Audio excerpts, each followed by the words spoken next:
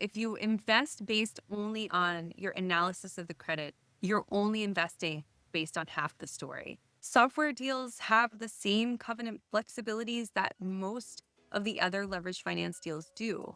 It's just that the flexibility applies to a software company in such a way that it's almost like a ticking time bomb.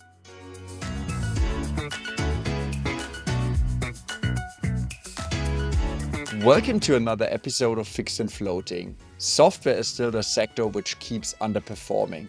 We've had various guests on the show to talk about the sector, but now it's time to discuss the legal side of credit investing within software.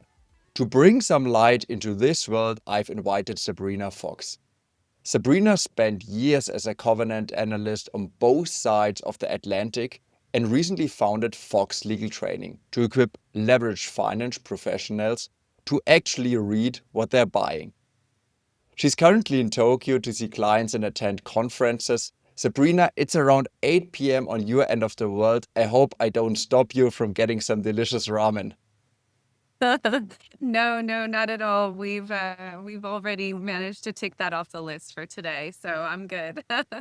Thank you so much for having me. It's a real pleasure to be here.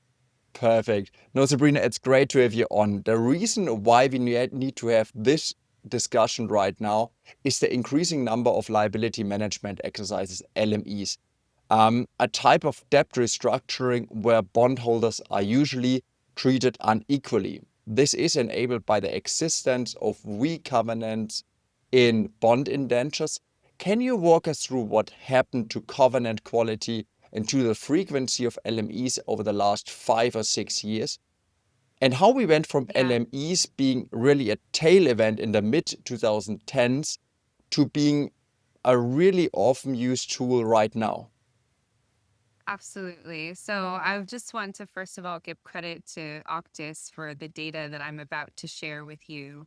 But what we really have seen is a systematic reduction in covenant quality over the past few years. I mean, this has been an ongoing trend. I've been analyzing covenants, as you say, since 2010, and I've been structuring them since 2002.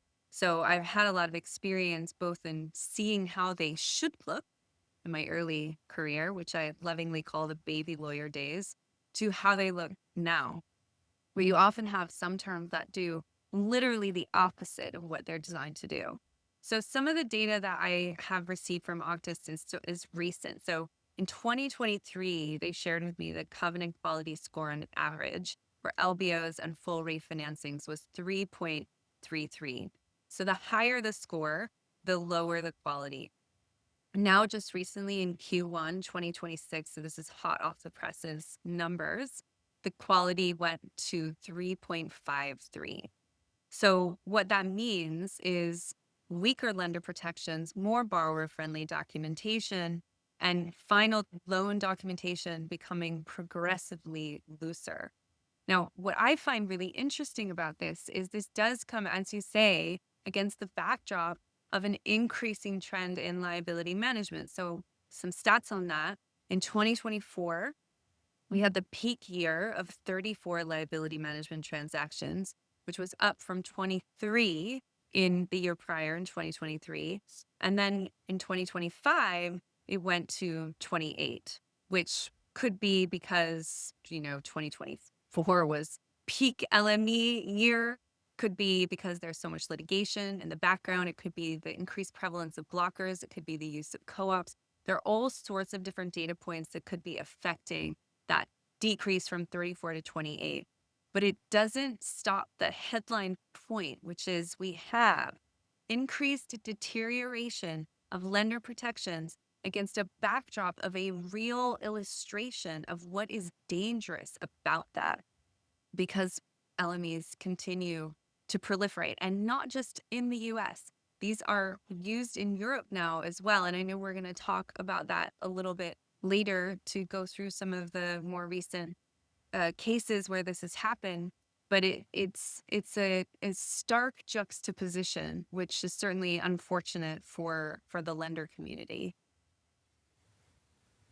These are very true words, and I would say that the quality of covenants has deteriorated, but that also comes against the backdrop that we are coming already from a very low base. So Mm-hmm. the covenant quality in 22 is not the quality in 2008. So throughout the 2010s, the covenant quality already deteriorated quite sharply already. Mm-hmm. But Mm-hmm. let's go back to first principles. For a credit PM who lives and spreads in ratings and not really in indentures, what are covenants actually supposed to do, and what were they originally designed to protect a bondholder from?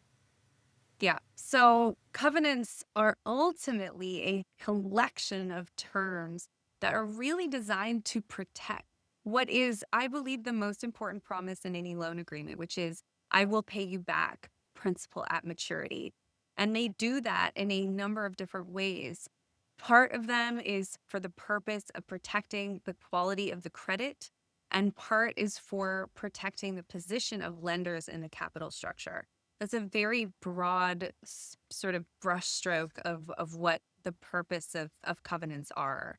And then that is sort of built into a whole range of different protections which have existed pretty much since this type of documentation has existed. So we want to keep value in the box. We have restricted payments covenants and asset sales covenants that help us do that. When I say the box, I'm referring to the credit group, the restricted subsidiaries, and the borrowers.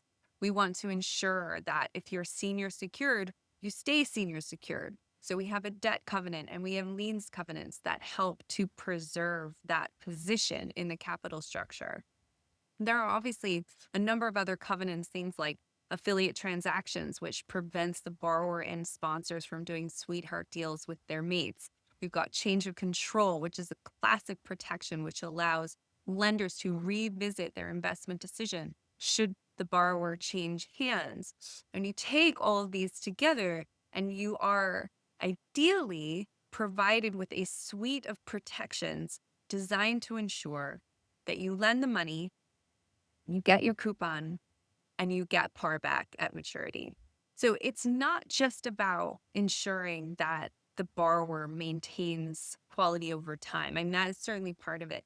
But you want the borrower to be able to refinance, right? So the full, I mean, most deals go to refinancing. That's kind of how the market runs. So whenever I teach my lender community or my clients about how to think about covenant terms, I always say I want you to imagine the borrower takes all of this flexibility and maxes it out, and then I want you to tell me if you would underwrite that deal, because that's what you're going to be looking at. That's what the market's going to be looking at potentially when this borrower comes back to refinance. So that's just sort of in a nutshell, what covenants are, what they're for, and how they operate. But obviously we can get into how they have changed over time as well.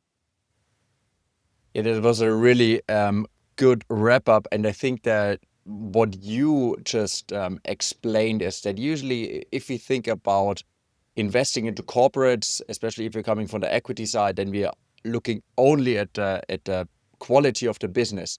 But with Right. credit investing, and I think that has really taken a backseat over the last couple of years, we have really forgotten about that contractual part of investing. And I think you are doing a really great job in focusing on that part of the investing landscape. I really appreciate that. I have to say, just sorry to interrupt you, but I always say to credit investors, if you invest based only on your analysis of the credit, you're only investing based on half the story, because the contract tells the other half of the story. And if you don't know how to read that, that you are materially disadvantaged. That's 100% true. We can price or think about pricing up the quality of the business, the collateral package, but Mhm. can we also quantify the covenant quality and, let's say, put it next to spread and leverage in a screener? Or is it just too bespoke and too document and jurisdiction specific to turn that into a number? I would love to say that you could turn it into a number, because that would be so much easier for a community that is really used to dealing with numbers. I know there have been circumstances where borrowers have paid for certain flexibility. So I'm just remembering way back when Akzo came to market with its deal, and it had lots of very specific provisions around asset sale proceeds and distributions to the sponsors. And they didn't want to take that out. So they had to pay on the coupon in order to keep it in. That's an example of when you can see that sort of thing happening during the marketing stage of the bond. But it is otherwise, I think, really quite complicated to put a specific price on a specific term because there is so much optionality. And as you say, there are so many different factors in the background as well. You can put a price behind things like jurisdictional risk or other types of risks. But when it comes to documentation, it really is a facts and circumstances analysis that requires you to understand what does the borrower do, who owns the borrower, what do they own, what are they likely to do with their covenants, so that when you have a covenant package, you sort of can't look at all single covenant packages as being equal as across different borrowers. It really matters who the borrower is. So if you think about the covenant package, but what is also done with that covenant package to execute an LME, I mean, there are various ways how to implement LMEs, and various LME archetypes. But before we get into specific names, could you give listeners an understanding of what each LME looks like and also how it got exploited? So where does this loophole exist, and in what LME is it getting transformed? Yeah, absolutely. So there's a broad category of sort of three. It's sort of three plus types of liability management transactions. And actually, just recently reported a new course for Fox Legal Training called The Framework for Analyzing LMEs. And we go through all of this in the course, plus other things that I know we will get to a little bit later.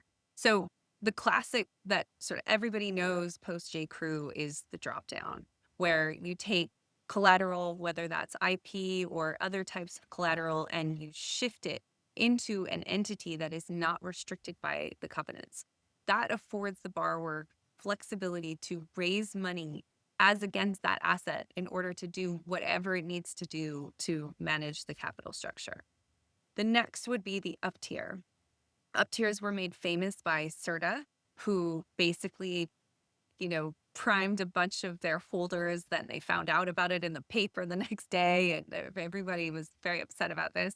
And the up tier is basically the borrower taking a category of debt, a group of lenders, and providing them with some kind of preferential either security or position in the capital structure in order to give them either lien priority or payment priority ahead of the other lenders. This is the classic non-pro rata, like deal away, similar to the drop down, but using a different mechanic.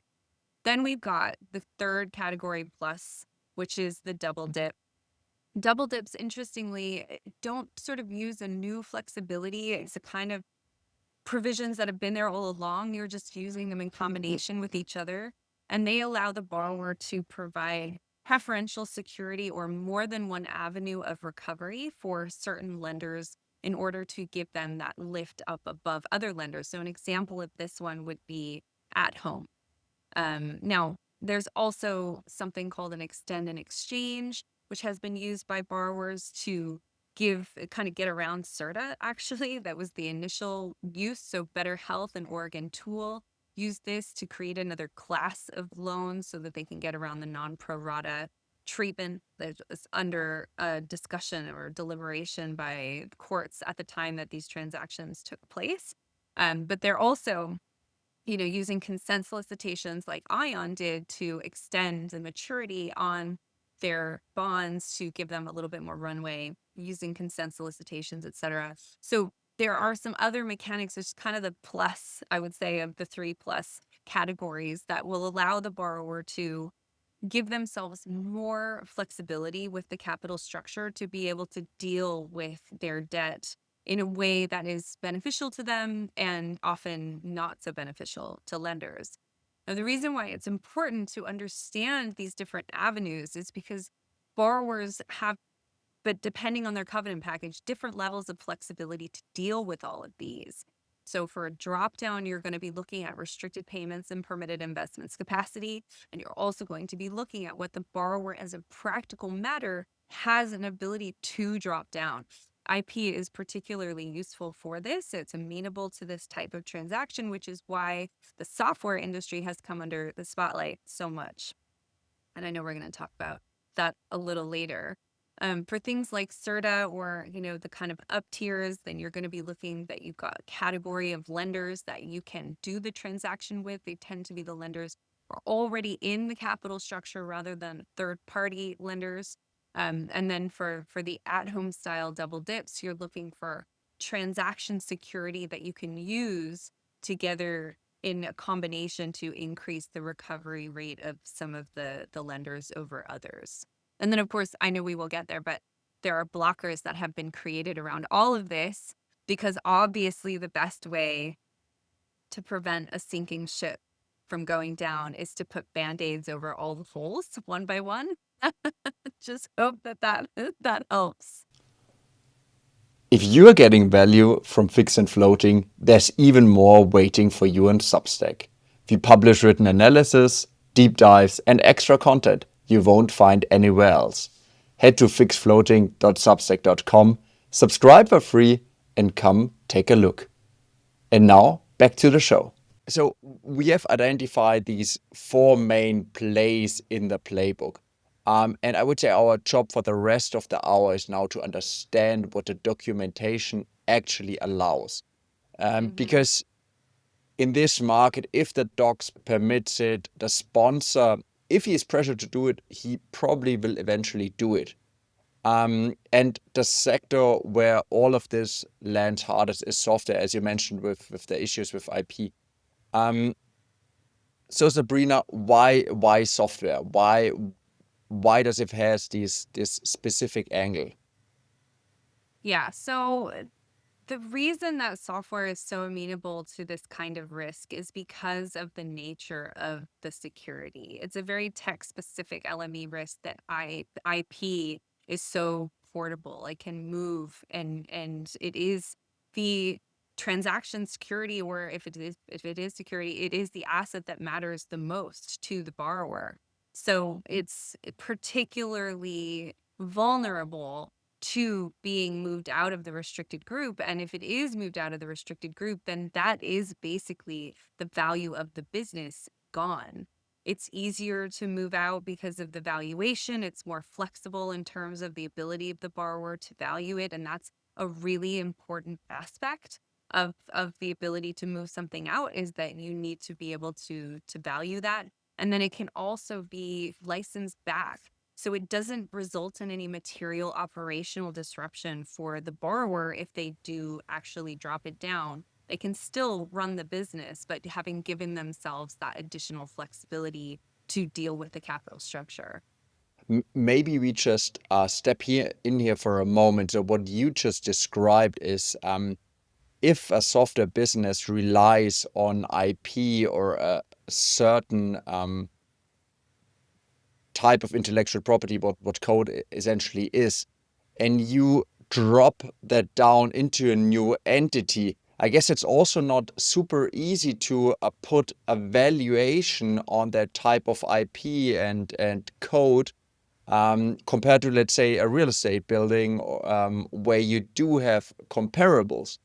Mhm. Could you shed some light on how easy it is to get IP actually out of this business, or rather said, out of the restricted group, the box um, to which creditors have usually access to or which are entitled to under their documentation? So the borrower would have to assign the intellectual property or transfer the intellectual property to an unrestricted subsidiary. And that is a process that involves a couple of steps. One of the steps is going to be to actually designate or create an unrestricted subsidiary. So the borrower will, under the documentation, do that in compliance with its covenants. It doesn't tend to be that difficult. The thing that is the most important about that process is that the borrower needs to ensure that it has received a fair market value, that it has allocated to the IP a fair market value that is legitimate. It can be flexible though. It's an easier process than what it would be because typically fair market value is done at the discretion of the board. Um, in order to avoid litigation, they might get a third-party firm to come in and make a fair market value assessment of the property, but it's not required. So from that perspective, it actually can be a fairly straightforward exercise. So as we have just realized, the asset base is very fragile, but there is also this second layer. We touched upon it a little bit, that documentation itself.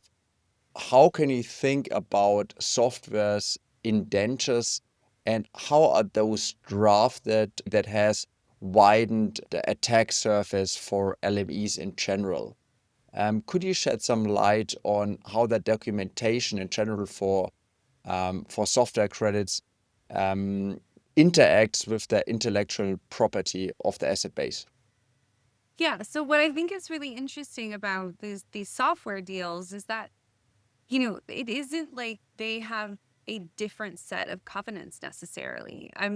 They have many of them, the covenant package that's become quite common for deals in the leverage finance market. Now, before software, companies get larger and they get sort of EBITDA based covenant packages, you can sometimes see ARR based covenants, and those can be potentially a better fit for some software deals. But when you're talking about the broad universe of the leverage finance market, software deals have the same covenant flexibilities that most of the other leverage finance deals do. It's just that the flexibility applies to a software company in such a way that it's almost like a ticking time bomb. They've got this flexibility to potentially move out what is the most valuable asset in the capital structure.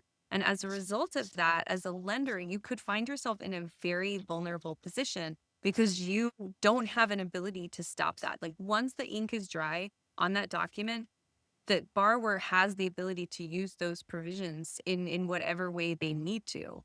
And because we don't really have covenants, maintenance covenants in deals in the loan market anymore, the first signs of stress that you may see or the borrower's, inability to pay a coupon payment could be the first default that gives lenders any ability to do anything, right? And until then, they have to just sit tight and see what the borrower is going to do. All right, so software has weak structural collateral and also weak docs. Let's use two real names to show what that combination actually produces on a PM screen. Let's start with Xerox first, because I guess it's the cleanest example of the next generation of the dropdown.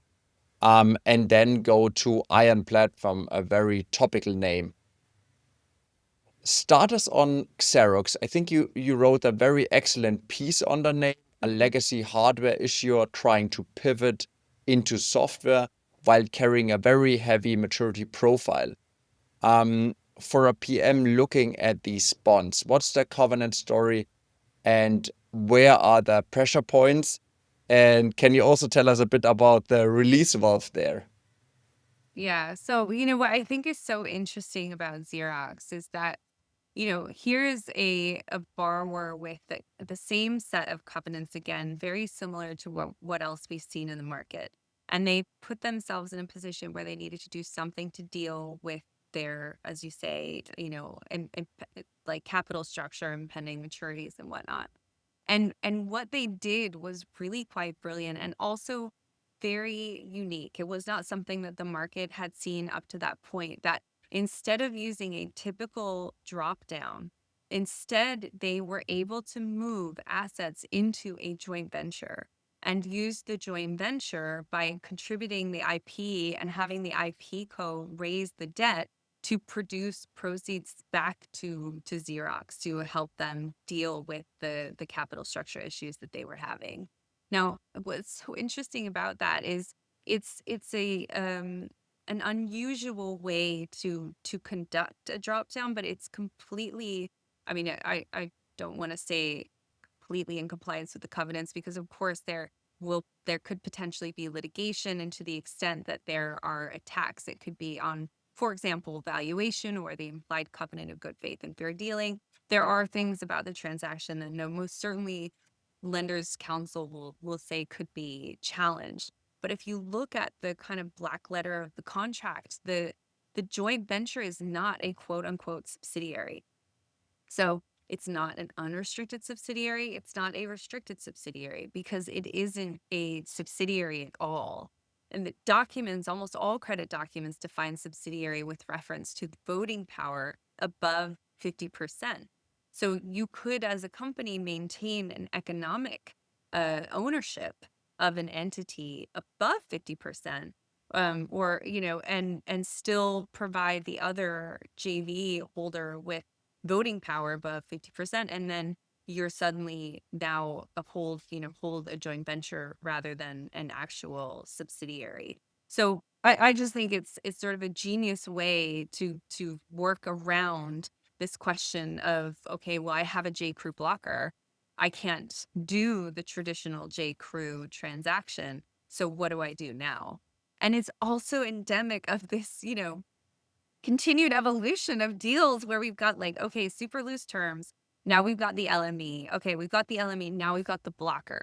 Okay, we got the blocker. Now we've got the transaction that circumvents the blocker, right? And another example of that is the Flighter transaction, where instead of transferring assets to an unrestricted subsidiary, they sold them. So I think it's a really clear example of how lawyers will be very creative. And when it comes to the documentation, we'll look at to the four corners to find something that gives them the ability to do what they want to do. And this is something that plays out in real time, right? Because 4 years ago, 5 years ago, there would have been a restructuring or some kind of LME that someone tried to do and they couldn't because of how the documents were drafted. Of course, the restructuring team sits down the hall from the capital markets and the finance team. So they just walk over and tell them, look, I couldn't do this transaction the way I wanted to. The next time you do a deal, put this term in it. And then by the time it comes around to having to do that, again, it's sort of the lie and wait, technique where you then are like, okay, well, I left myself this, Easter egg so that someday in the future when I needed it, I could find it. And then you lay on top of that, litigation and decisions from various different courts and things. And it's just the whole landscape is completely fascinating, the way it's all come together. 100% true. Another key point is that all these capital structures are getting more and more complicated. And once you end up in a Chapter 11 or another form is insolvency, you need to unpack all of that, right? What can we actually get out of Xerox, and what can we get as a key takeaway from Xerox going forward? Because the structure is getting more and more complicated, and we haven't really solved an actual problem, right? The company has not delevered. It has still progressed towards a more complicated capital structure and bought itself some time. How can we Yeah. think about this way going forward? So I think the way that lenders should think about this going forward is actually very similar to how they should have been thinking about it up to now. When you're looking at a borrower, and this is what we teach in the new course that I created, which was, it took ages to put it together, and I kept adding new things because new things kept happening, and then I just thought I need to draw a line under this. You need to have your actionable framework to hand so that when you're looking at any individual borrower, you don't get stuck in a decision, kind of frozen because you don't know what to do. And the decision tree, the way that it operates, it's obviously that it has new branches added to it when things like this happen. But the first questions are, what are the goals of the parties? It's the first question you ask before you take any covenant analysis. What are the goals of the parties? What do they want to achieve? And then everything you see through that lens. The next questions are, what does the borrower own? Where does it operate its business? What is part of the collateral package? What is outside of the collateral package? Does it have unrestricted subsidiaries?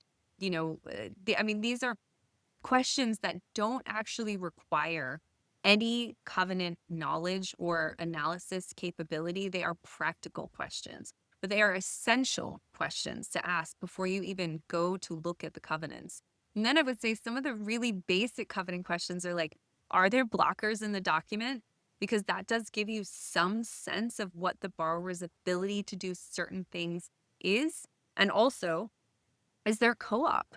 We haven't talked about that one yet, but these have become one of the, lender's best defense against the worst abuses I mean, the divide and conquer kind of tactics is that they come together and agree that we won't do a deal away with the lender unless we talk to each other about it first, right? So that does really change the game. And it's interesting because obviously now the co-op itself is the subject of potential litigation. So yeah, that's kind of a a whole other conversation. But once you have that information and then you kind of get a sense, okay, now I know, let's say, for example, I've got huge non-guarantor value. I'm going to have to go look at the debt covenant now and find out if I have capacity, if the borrower has capacity to move assets for those non-guarantors to incur debt so that they can conduct some kind of a structurally, subordination sort of LME.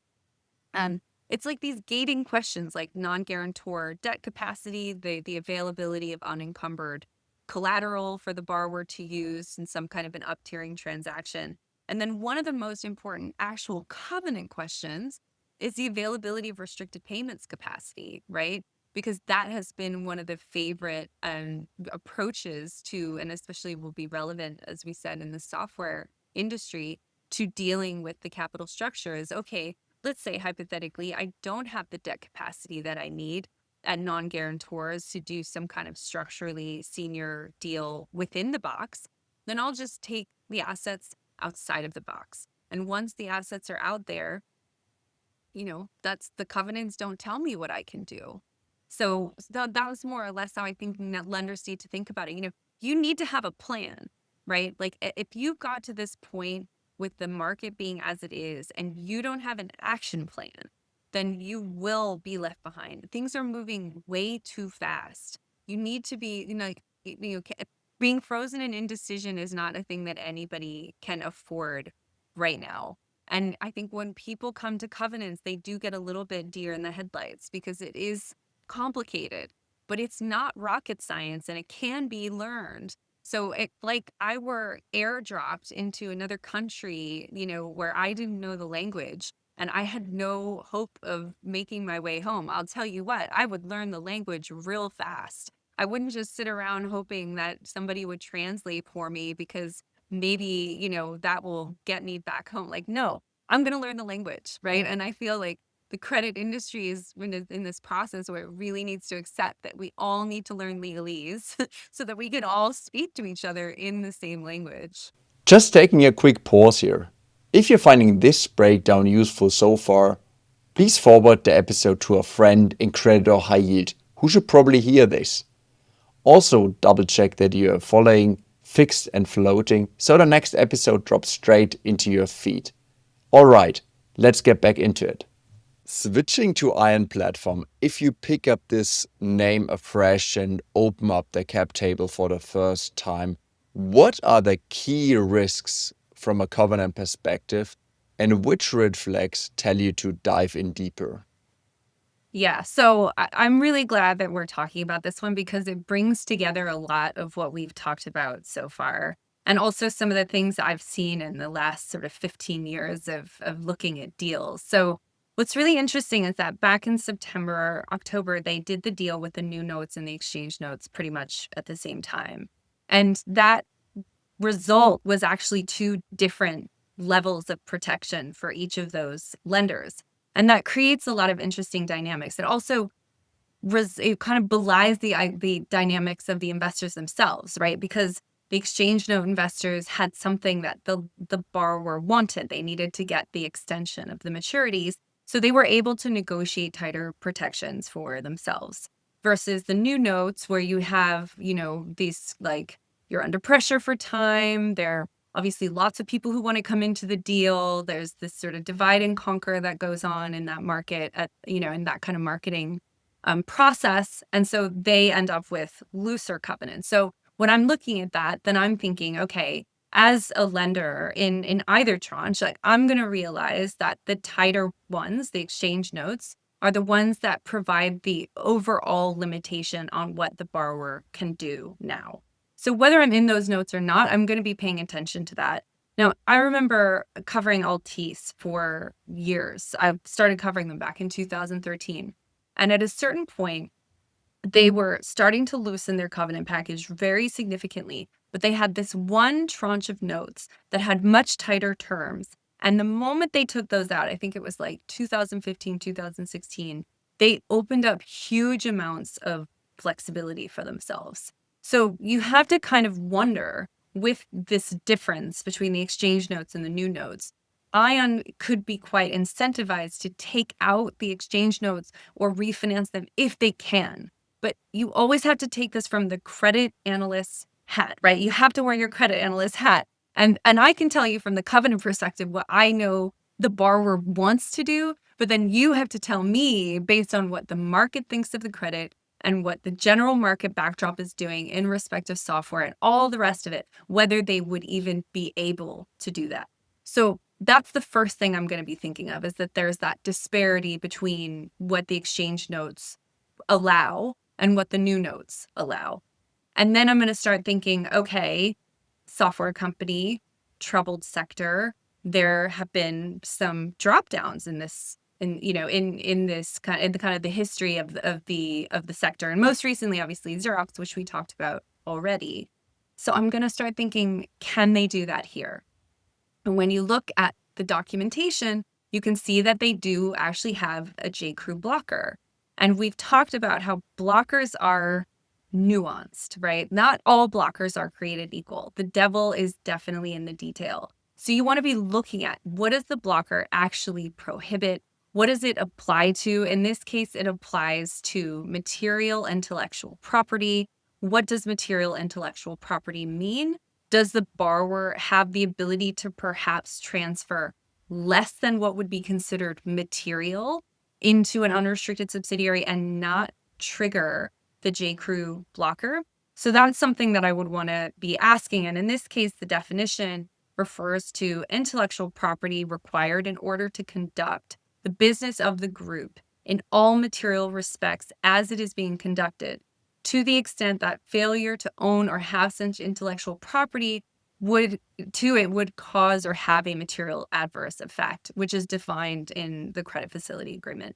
So you have to apply that. You have to kind of layer that onto what is possible for the borrower. And then the next thing I'm going to look at is the outstanding capacity for the borrower to, drop things down if they decide that that's what they want to do.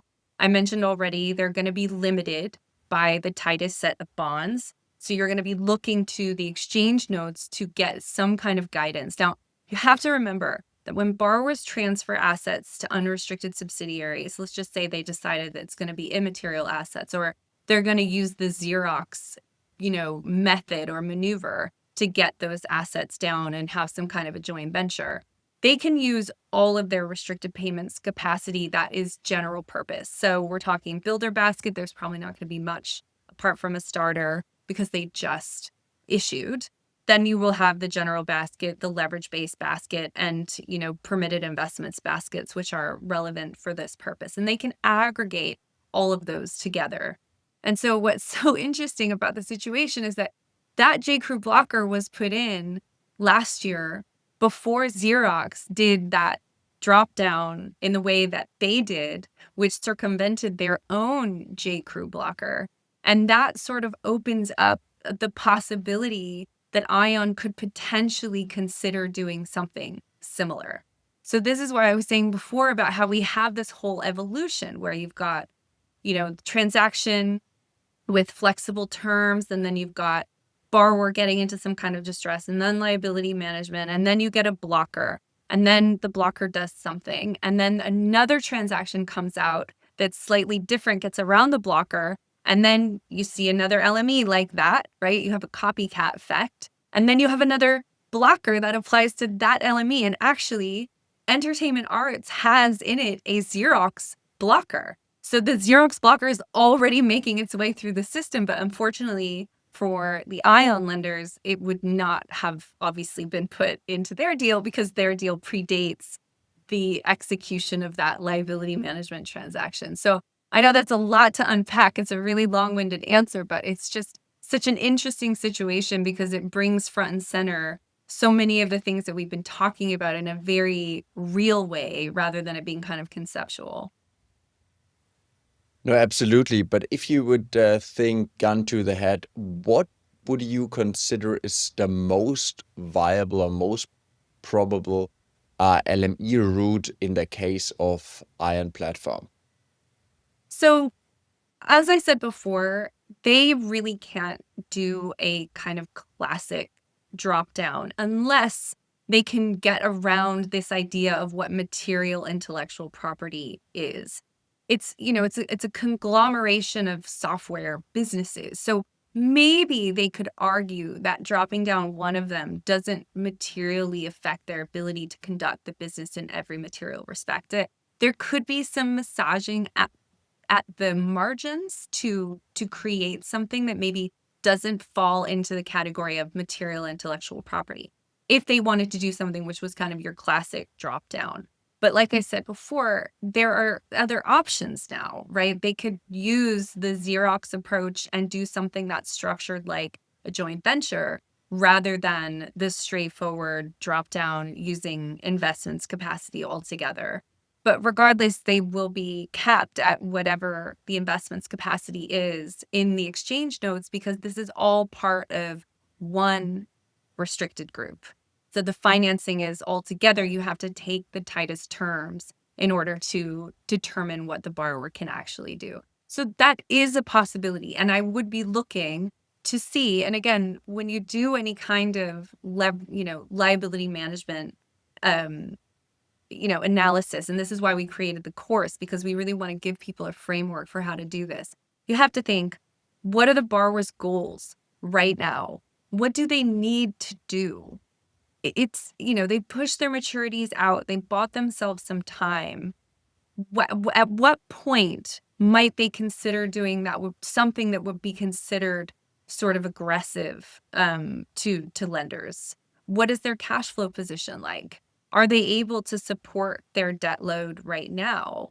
All of these questions they're what the borrower is going to be discussing with its advisors so that they can make sure they make the best use of their covenant flexibility when they really need to use it. So that's part one of the whole analysis. You have to put yourself in the shoes of the borrower and think through these issues that as if you were them.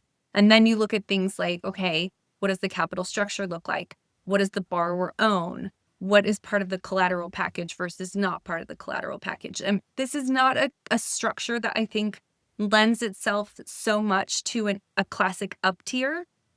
The guarantor coverage they do have, slightly lower on an EBITDA side than on an asset side. It doesn't feel, again, you have to be the third party lender coming in. Are you going to underwrite a separate risk outside in a non-guarantor that is, derived from 20% of generating, EBITDA generating assets, right? It doesn't feel like that would be the best approach for them. So then you have to think, if you can't do it in the box, then maybe I can do it outside of the box. I've checked my blockers. I know that there is a J.Crew blocker here, but it could be potentially vulnerable to some nuanced interpretations around what material IP is. And then you think, okay, well, look, there's also the potential that they could do this as some kind of a joint venture, the way that Xerox did. So that's sort of how I would walk through the analysis given the picture in front of us. Yeah. That makes totally sense. Another or LME tactic is a double dip. Is that something they could envision, especially as you have rather front-end bonds, which have a bit tighter collateral package or covenant package, and then you have the new bonds, which are more longer dated and which have a slightly weaker covenant package? So I think with the double dip, you have to consider the intercreditor agreement, which I know is something that we talked about. Sometimes you don't have access to this, but in European intercreditor agreements, what you do often see are some restrictions around subordination in relation to intercompany debt. That intercompany debt actually has to be subordinated, and that kind of like amending around that can be at higher thresholds than what you would be able to do in a typical high yield bond or leverage loan. So in a double dip, you need to have each of the individual aspects or instruments of security. They need to be senior secured. They can't be required to be subordinated. So it's really not possible to do that entire analysis without seeing the whole picture and taking a look at that intercreditor agreement to see if there's something there that might prevent them from undertaking a classic double dip. That's a very nuanced view, and I think also super relevant, given that usually from the outside we have rarely access to the intercreditor agreements. Um, Another quick follow-up. I mean, the capital structure doesn't only exist of bonds, it also has Mm-hmm. loans in the structure, it's a relatively large capital structure. Mm-hmm. When you have bond holders and loan holders in the same structure, how does this change the credit dynamics in an LME scenario? Mm-hmm. Yeah. So typically, when you have this, sort of large capital structure with lots of different instruments, they will more or less mirror each other terms wise. Leaving aside the dynamics around the exchange notes, which we already talked about, but a typical term loan B and high yield bond issued at the same time, they're going to match up almost term for term, with the exception of the types of terms that are relevant only to loans, things like MFN and, margin ratchet and things like that. So what the borrower can do is likely in the loans is likely very similar to what the borrower can do in bonds. It's just interesting though to think about it like with this sort of capital structure. I don't want to start anything by saying this, but you almost wonder like, is now a good time for lenders to co-op up? Like maybe they should just come together now. I mean, not that obviously doesn't preclude the borrower from doing something with lenders outside of the lender group, but I know I have heard lately that lenders are entering into co-ops early and earlier. And it's just interesting, at what point is the right point to pull the trigger on something like that? I think it's a very interesting question.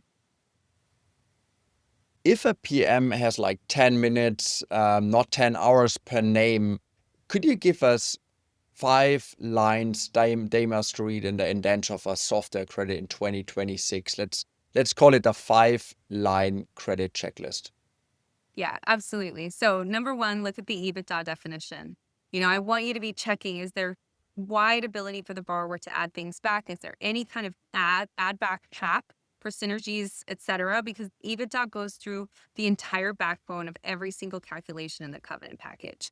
Then I want you to be looking for leakage possibilities. So things like large swaths of non-guarantors or large amounts of collateral that are available for the borrower to pledge, because this may be the first place that they look to see within the four corners of the covenants whether they can do some kind of an up tier. Then I want you to look at restricted payments and permitted investments capacity, the ability of the borrower to potentially drop things down, because that's where they will go if they can't do some kind of, an up tier. And then the other thing is, which is super important, is does the deal have any blockers? Because that is going to be an essential protection, but it's not a question on its own. It's not binary, yes or no. Some blockers are made more powerful than others and more nuanced than others. So it's a question that you really have to take in in a careful way. And then obviously thinking about in the broader kind of context, like, is there co-op?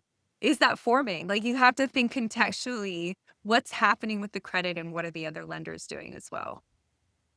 If you take a step back and think about what has happened over the last 15 years in terms of legal creativity, um, where do you think covenant evolution, but also liability management evolution is going? So where do you see the next front line?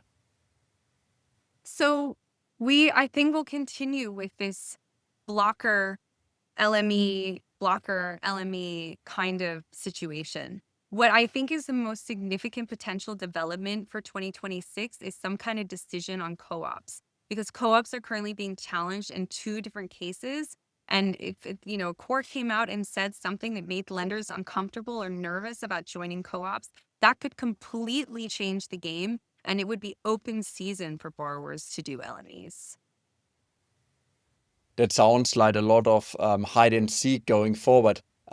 Sabrina, thanks so much for coming on the show. Where can listeners find you and learn more about what you do at Fox Legal Training? So we have a website, foxlegaltraining.com. You can find us there. We also have a YouTube channel. We're on LinkedIn as well. And you can also reach me directly. I love answering questions on covenants. So Sabrina at foxlegaltraining.com. If you come up with a tricky question or a term you can't find your way around, I would love to help you with that. So don't hesitate to get in touch. Perfect. We're gonna link that into the show notes. And thank you again, Sabrina, for coming in the show. And also thanks to everybody for watching and listening. If you like the content, please follow the show and see you next time.